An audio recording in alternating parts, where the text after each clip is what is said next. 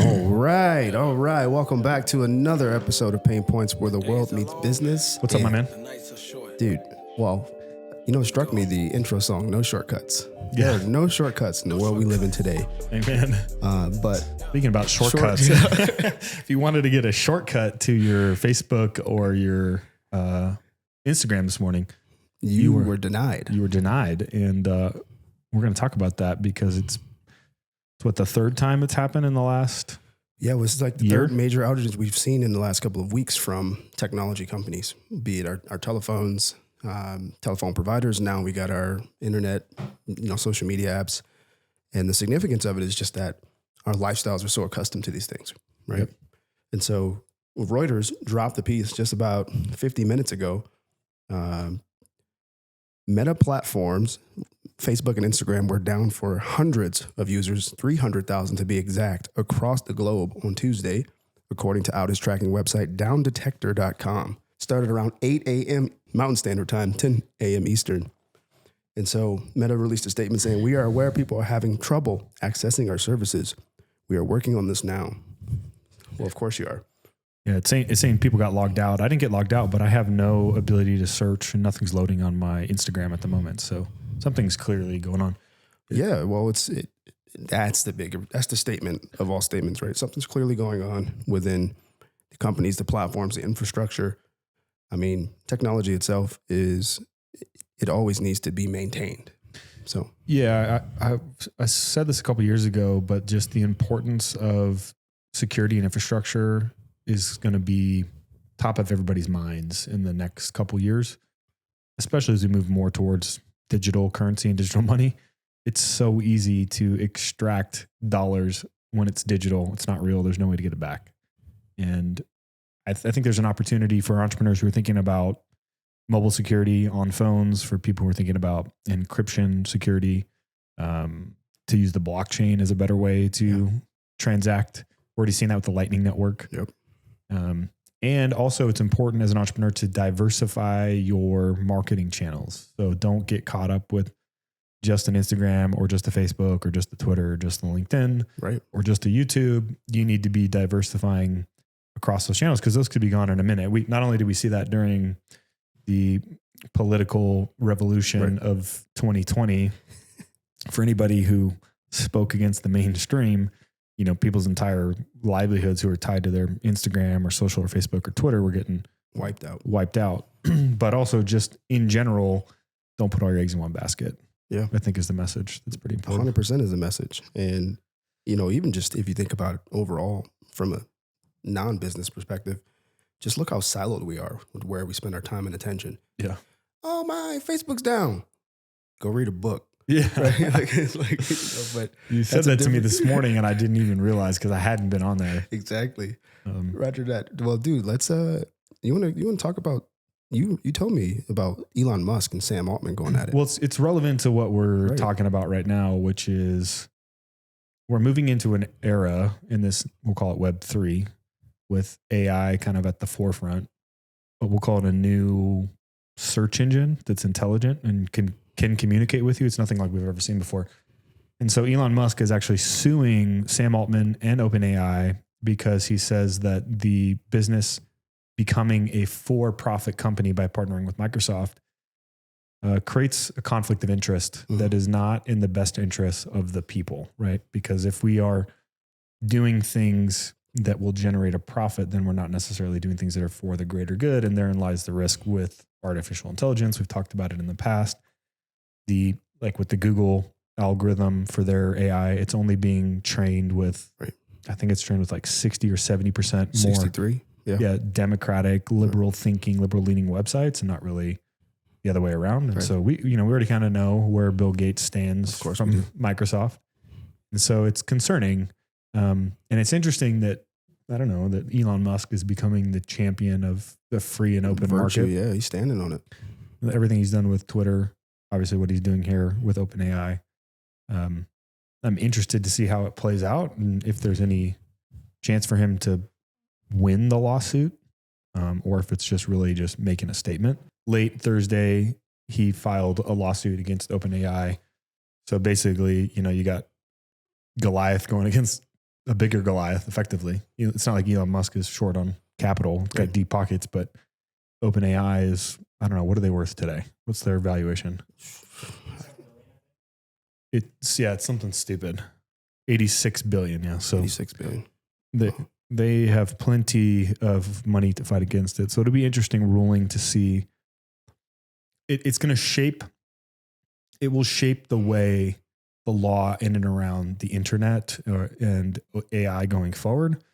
And so it's a pretty critical lawsuit, I think. Yeah. Well, and two, as we were talking behind the scenes, the motive for it is you're going against founding principles, original principles of why this technology was instituted in the first place. Correct. And for the entrepreneur out there, I mean, it goes back to everything we've been talking about, which is like, what are you going to stand on? What is non-negotiable? And Elon's doing that at the highest level at the moment. He's at least giving it a shot, man. Like, it's like, what's non-negotiable? We have to decide as entrepreneurs what's non-negotiable. And so I'm definitely curious to see what happens. Yeah, it'll be telling, which is kind of segues into the kind of the next story, which is Apple hit with a $2 billion antitrust fine in its case against Spotify. So this is happening in the European Union. So I'm actually just kind of getting up to speed on this with everybody who's listening to the pod right now. But effectively, Brussels on Monday fined Apple 1.84 billion euros or $2 billion US for thwarting competition from music streaming rivals via restrictions on its app store, the iPhone maker's first ever penalty for breaching EU rules. So effectively, they just made it hard or impossible for other quote unquote music competitors that would compete against the Apple iTunes music store to be able to participate on their app. So considered antitrust, which would be considered more of like trying to monopolize the market and going against this idea of the free market and letting people choose whatever they want. And Apple has done that, and they won by basically, that's how they beat BlackBerry, right? Is they had the phone, but they also controlled the distribution of the apps, which is what people really want. Ecosystem, yeah. So they had the ecosystem, and so that's now changing. That's coming back to bite them in the ass, which is funny because what was BlackBerry was what, mid 2000s. It was popular, so it's been going on for call it 20 years now, and nobody said anything until a company big enough like Spotify starts to throw a fit, right? And they have deep enough pockets to go heads up with these guys. So it's very interesting to see all these big companies all fighting with each other and suing each other. Elon, OpenAI, everything that already happened at Twitter, Spotify, Apple. I think that opens the door for the smaller players to come in and be competitive. And I was just about to say that. Yeah, I was watching a video with actually Jeff Bezos, and he was saying that exact thing, that smaller companies have a more competitive advantage because they're still really close to the customer and everybody still really cares. But as you get bigger, you get more bureaucratic, you have more layers of management, so on and so forth. You care less about the customer and you care more about your team, your balance sheet, payroll, your constituents, your stock price, right? Your board, your advisory, and you start to lose sight of the customer. And I think we're in this era where things are shifting and shaping the kind of the next, call it 20 years. Right. And if you're a creative, more call it pioneering entrepreneur, now would be the time to do it. I'm generally against most people going out there and trying to pioneer new territory. There's that saying that pioneers take the arrows, but settlers take the land. And I think that's true, but there is time and a place for when it's time to pioneer stuff. And we're in this shift right now with technology, economy, global economy. The whole world is changing pretty drastically. Yeah. And it's almost like there's a ticking clock and the big boys are fighting for the constant while the change is actually disrupting the status quo, right? Exactly. Because even just look like blockchain. There's a music streaming component to blockchain. Yep. That is going to be a part of the future for sure. There's a podcasting platform. There's a social media platform. There's a second layer 2, like Lightning Network built on top of that. Our buddy Bobby works at Voltage, which is doing some pretty tremendous things over there. Which is kind of a good segue into kind of the next topic, which is just around this concept of, over the weekend, Bitcoin popped off. I think it cracked 69,000. 69,000 as of this morning. This morning, across 69,000, demand surged in recent weeks following the spot ETF Bitcoin approval in the U.S. and the pending halving. I never pronounced that word right. Halving in late April. And so Bitcoin has increased over 60% on the month and about 205% on a year, according to CoinMarketCap. This all comes by way of TechCrunch. The total crypto market cap across all tokens has increased 18% to 2.5 trillion, with Bitcoin making up 52% of that $2.5 trillion market cap. So why should entrepreneurs care about that stuff? Because it ain't going nowhere. That's the layman's answer. It's not going anywhere.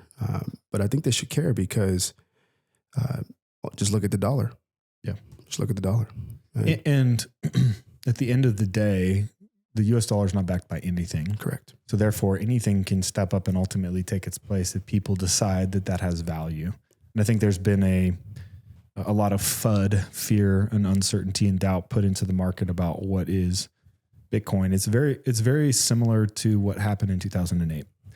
So for any of those people who haven't seen The Big Short, if you actually paid attention, everybody was saying that's not happening. It's not happening, pretending like it's not happening until they were on the right side of the trade. So they were all positioned on the wrong side and then they got onto the right side. Listen to, Jamie Dimon, listen to Blackstone, listen to all these major hedge funds that say it's a farce. Don't invest in it. You're going to lose all your money.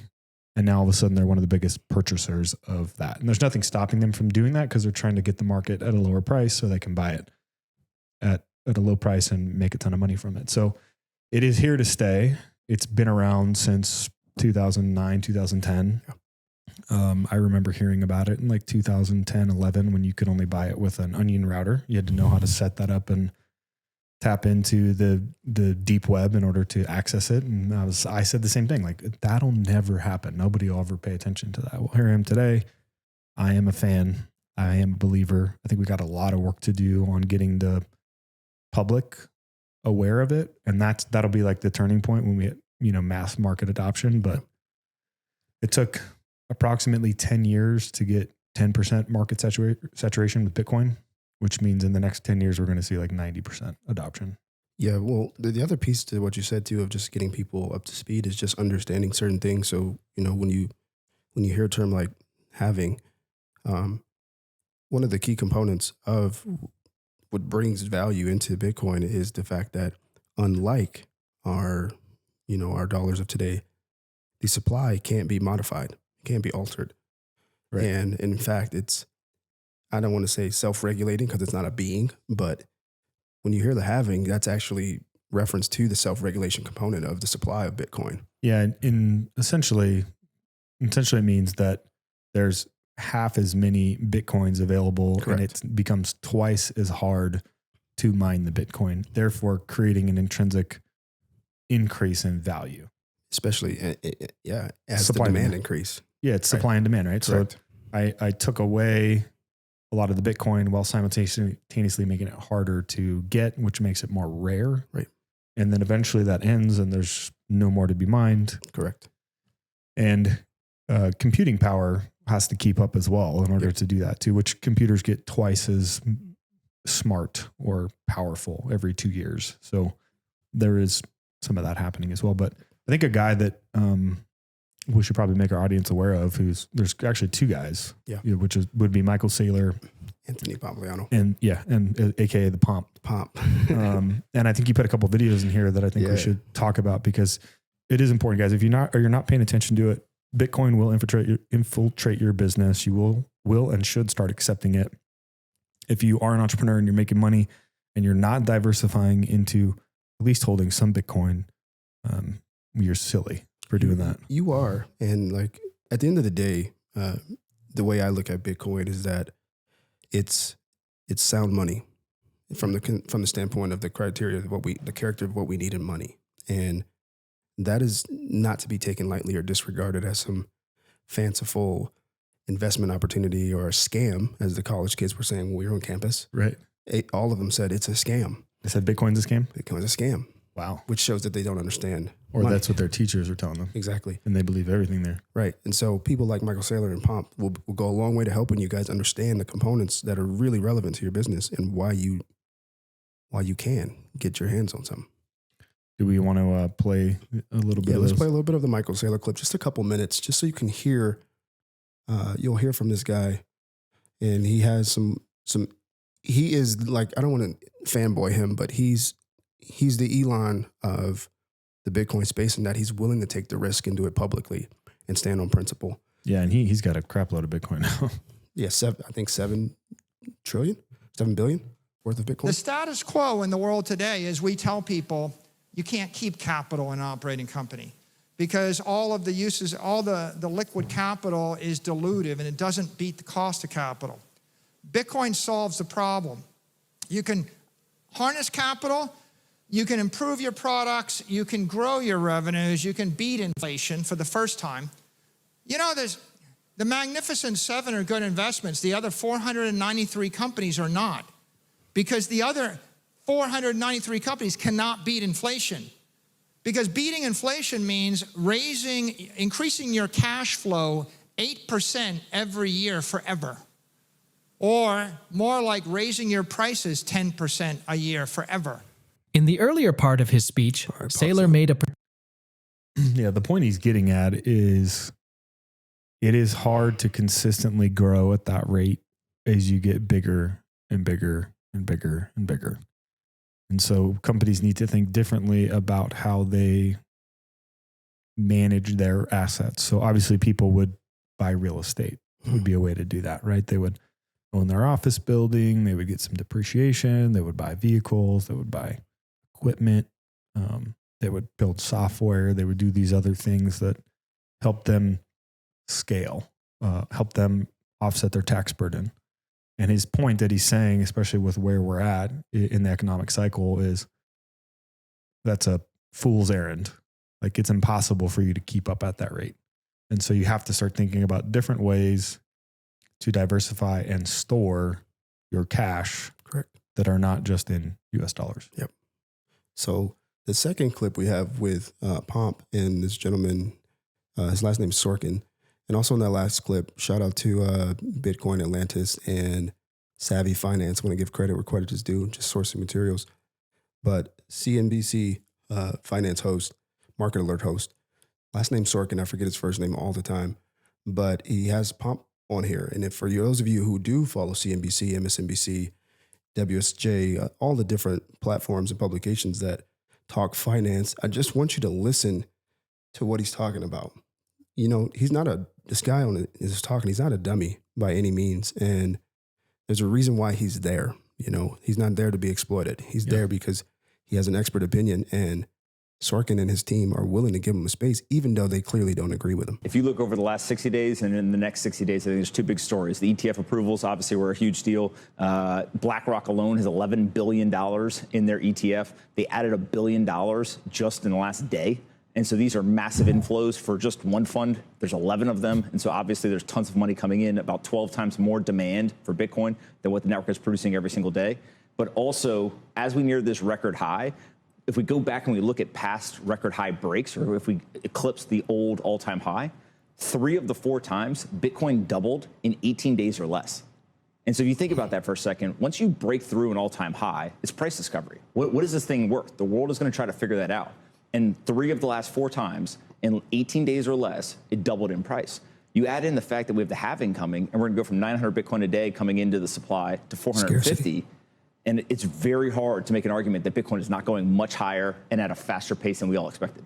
I mean, when you do the math, I feel like I need to say that past results are not indicative necessarily of the future, because it just you sound so, I mean, it just sounds that anyone at home would you know, if they're totally new at this game, they might mortgage their house and put it all in Bitcoin. And there is still risk in the asset, is there not? I definitely don't think that they should do that, right? If you go and you ask most people in the Bitcoin world, they will tell you higher percentages than you would expect in terms of what they've put in. But I think 1 to 5% for a traditional portfolio ends up making sense. But you just made a case for going from 70 to 140 in 18 days. I mean, that sounds like things that you hear on TV where you just want to really stay away from. Bitcoin's up 20% in the last week. It's up 60% in the last month. And it's up 200% in the last year. I'm not saying it's going to 140,000. What I'm saying is 3 of the last 4 times, it doubled in 18 days. And with a halving upon us, it's just hard to not say this is likely to go much, much higher. And so what I think also we start to pay attention to here is, look, I think he's also just doing some CYA. Oh, 100%. Cover your ass. I mean, he has to dance around. I was a commodities broker, right? And so you have to always be fair and balanced, right? And so I would guess that they are held up to some SEC standards than the fact that they have to be neutral, right? And they have to say like, well, just because did it, you could also lose that much, right? Because the commodity markets were that way. I watched guys go from 0 to $1 million and $1 million back down to negative 25,000, right? So this is very, very true. But the point being, law of diffusion of innovation says that the first 13.5% of every population will do something, buy something because of what they believe about the world. Then there's this tipping point where you go from the early adopters into the early majority. The early majority won't do something until somebody else has done it first. Well, we've already crossed that bridge, right? So we are heading into mass market adoption at the moment. And so if you have no Bitcoin on your balance sheet, you better get up to speed very, very quick. Fast. And we asked the question, how much Bitcoin does Michael Saylor own? He just bought another 3,000 tokens for 155 million, bringing the company's total to 193,000 coins or 6.09 billion. Okay.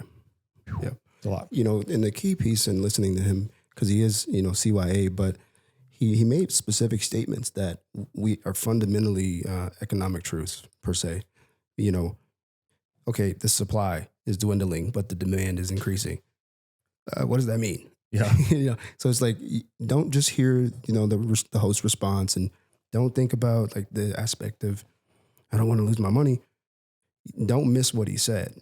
It's all playing out right in front of us. The performance is doing what it is. The supply is becoming more scarce, and the people who have big money, more cap, $11 billion, they're saying, I want that.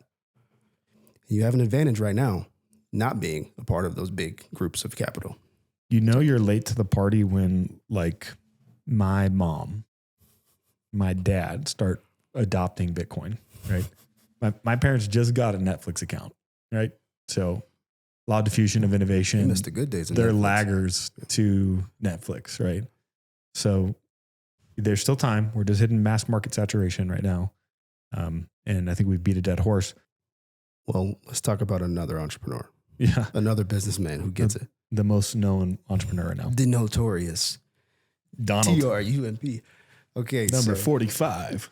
Okay. So you may have not heard the news. You likely did, but the Supreme Court ruled 9-0 that Trump gets to stay on the ballot. And the implications are not just obviously in Colorado, but the entire nation. Yeah. They did it in 13 different states. And I'm very close to it because a very good friend of mine was a part of the litigation firm that was assigned to Colorado, Illinois, and I believe Maine to defend the case, Donald Trump. They lost at the state level, but won at the Supreme Court. Well, I want to take a crack at the response that came from the Supreme Court, the actual official response, but it said, this is just a portion of it. All 9 members of the court agree with that result. Our colleagues writing separately further agree.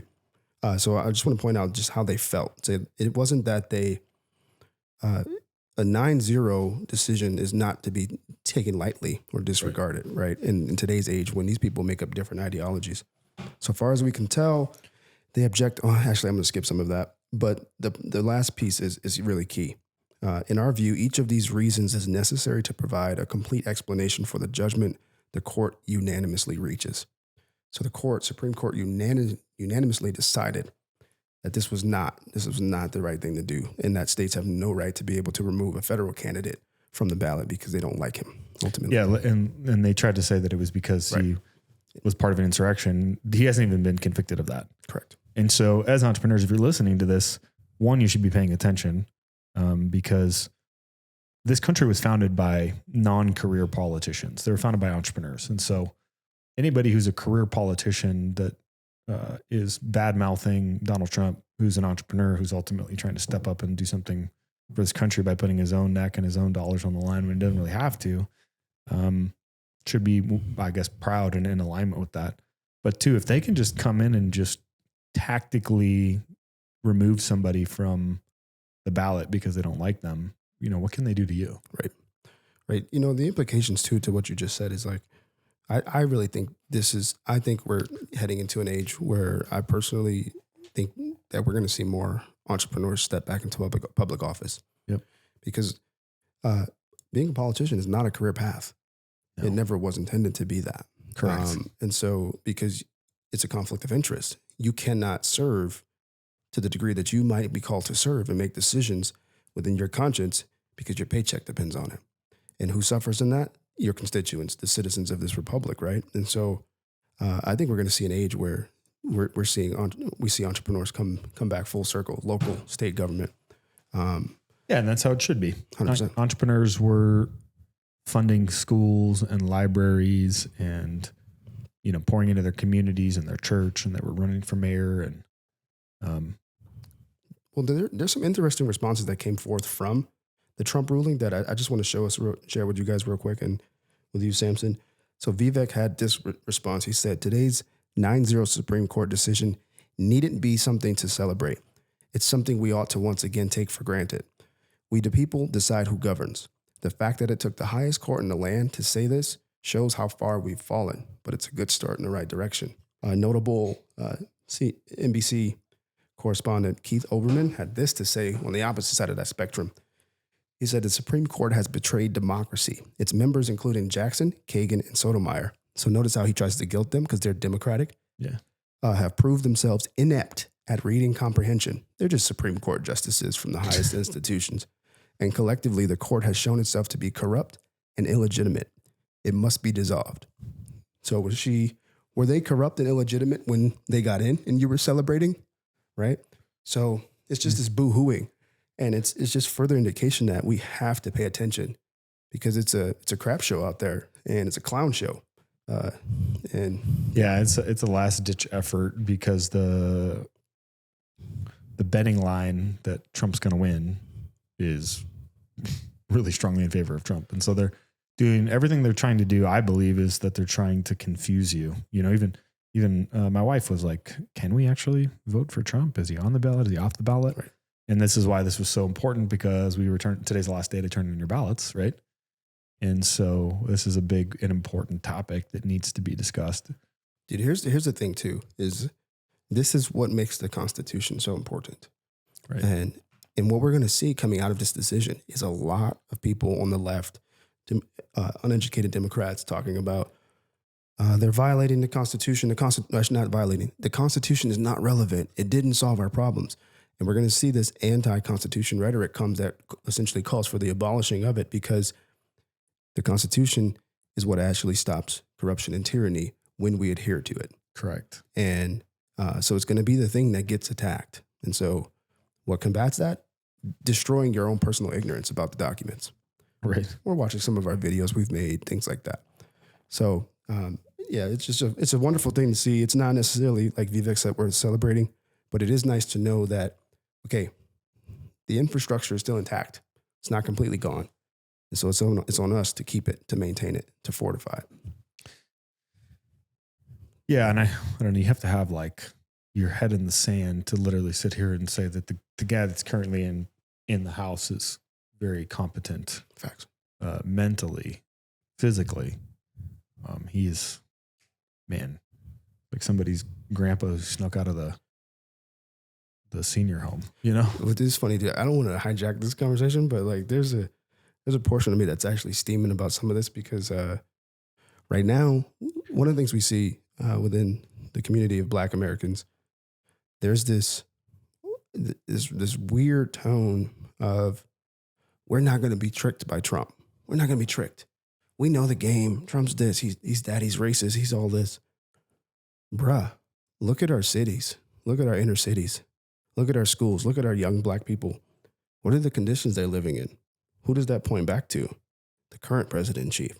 Yeah. And in all this talk, the worst it's ever been. And then all this talk, one of the things that conveniently happened is when people comment on this stuff about what's happening with the Black community, and why Trump is bad, they always actually skip over Biden and go to Obama. Obama was this and this and this.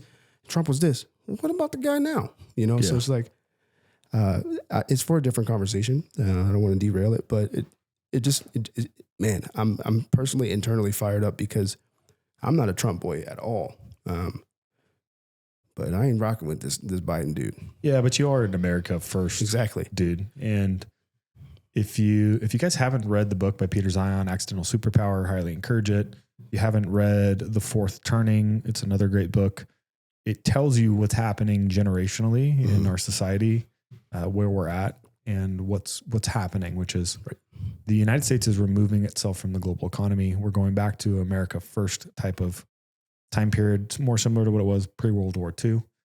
And as a result of that, you need a president that subscribes to that. So him being an entrepreneur, him being, self-made billionaire, him not being a career politician, right? Basically everything that is the antithesis of what we've seen over the last, call it 60 years, is what people are actually craving and wanting. 100%. And so, because we've tried all the other stuff, right? And so you kind of try everything else and you go, okay, well, I guess that ain't it. Well, the results speak for themselves. His presidency was not lackluster by any means. Right. He did what he could do with the hands he was dealt and actually helped the very people that are now saying he has no interest in helping them. Correct. So, and that's also just FUD too, because I've heard other people from the Black community saying the exact opposite. Right. Trump gets us. We understand it. They're doing the same thing that they tried to do to us. And so it's a mixed bag. So don't believe everything you see on TV. Yeah, for sure. All right. So we got a couple other things to cover with you guys. And this one came out, it came out by way of the Daily Mail from the UK. It was shared around Twitter. And the New York Post picked up on it and then a few other outlets also. But the headline reads, the Biden administration admits flying 320,000 migrants secretly into the U.S. in order to reduce the number of crossings at the border. And the implications is just because the border has national security vulnerabilities. So without covering the whole thing, but the opening, Joe Biden's administration has admitted transporting migrants on secret flights into the U.S. and lawyers for its immigration agencies claim revealing the locations could create national security vulnerabilities. Customs and Border Protection has refused to disclose information about a program last year secretly arranging flights for thousands of undocumented immigrants from foreign airports directly to U.S. cities.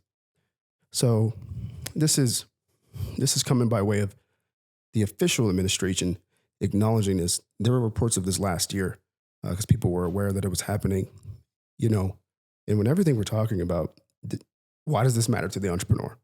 Right. Well,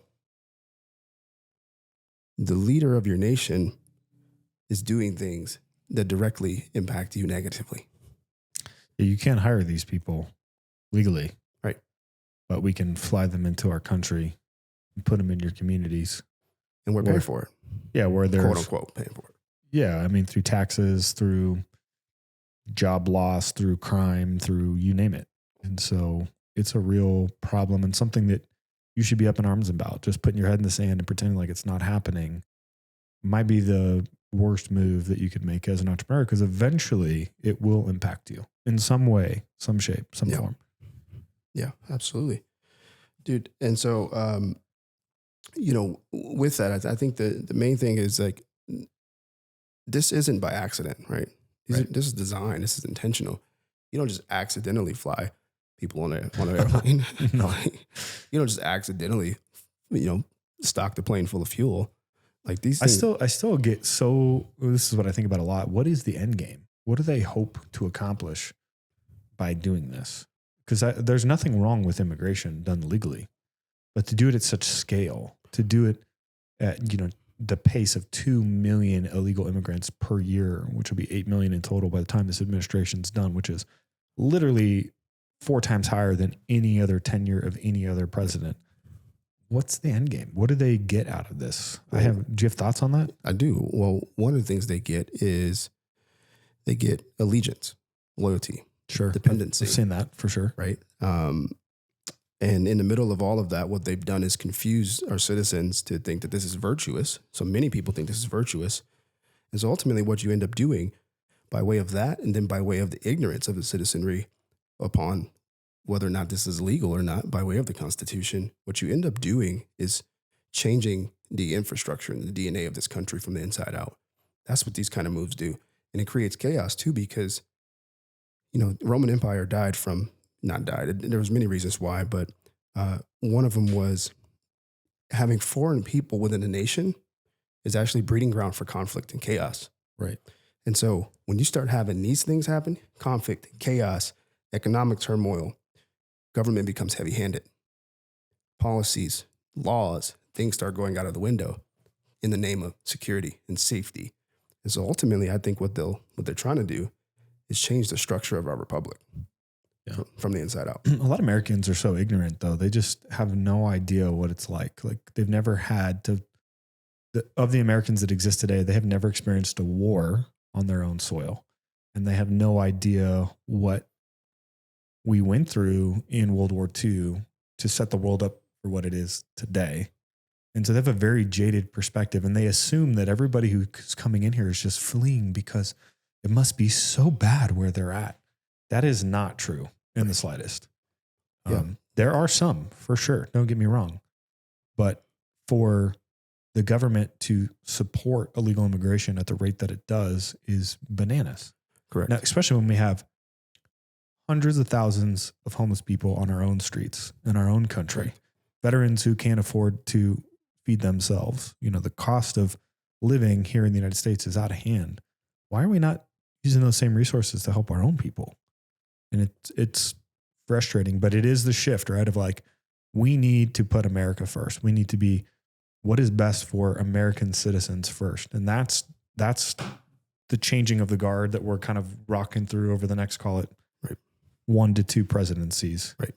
Well, and lastly, brother, like, what people oftentimes don't forget is that conflict, conquest, conquering, this is all part of the trail of human history.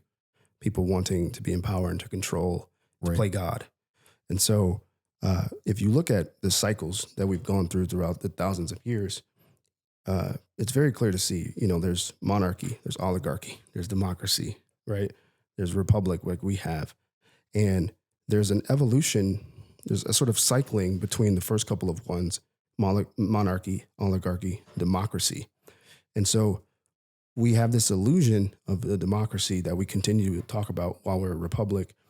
But the point of that is actually that we're going to morph into an oligarchy by way of the chaos that comes by way of convincing yourself you're a democracy and having all these democratic tactics that are just, let's do what the people want.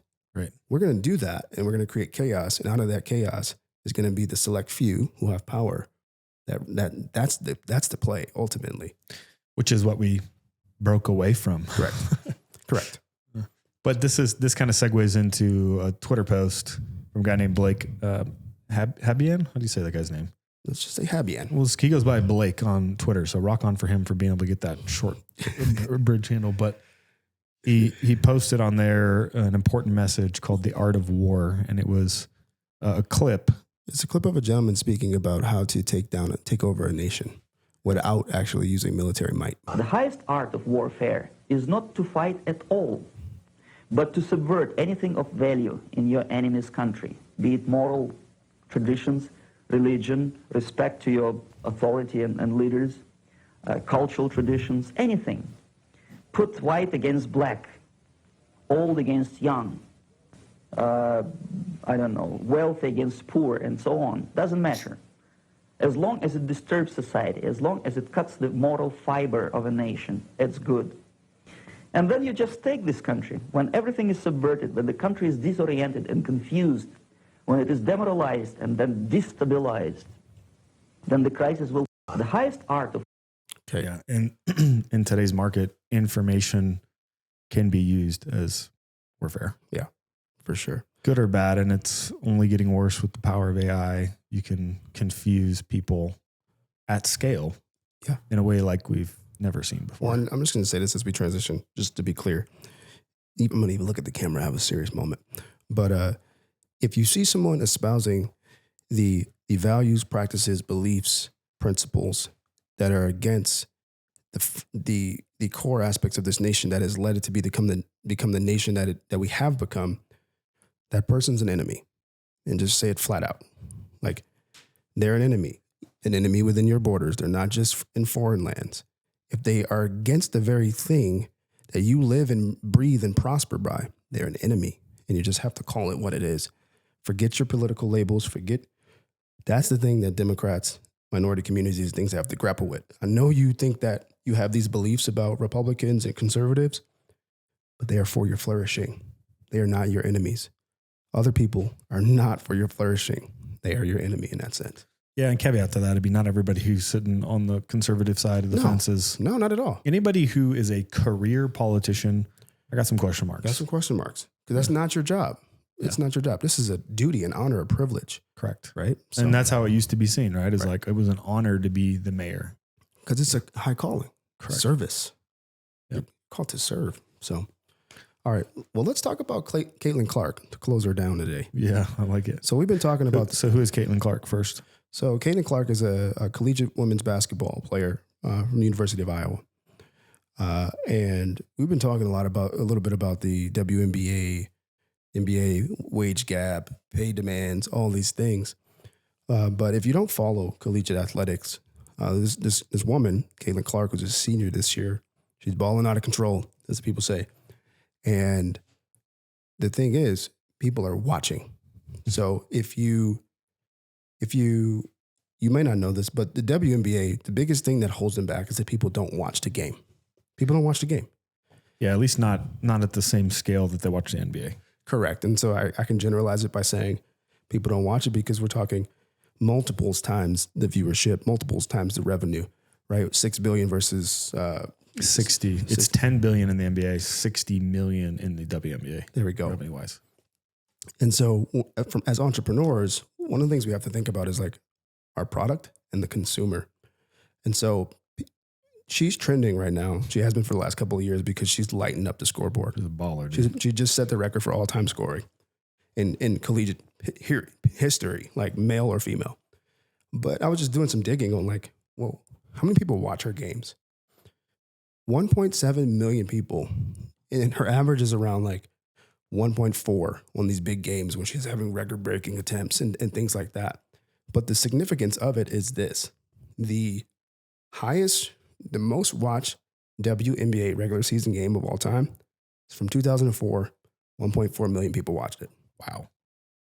That was how many years ago? 20? 20. And we have on a Saturday afternoon in college, 1.4 million people tuning in.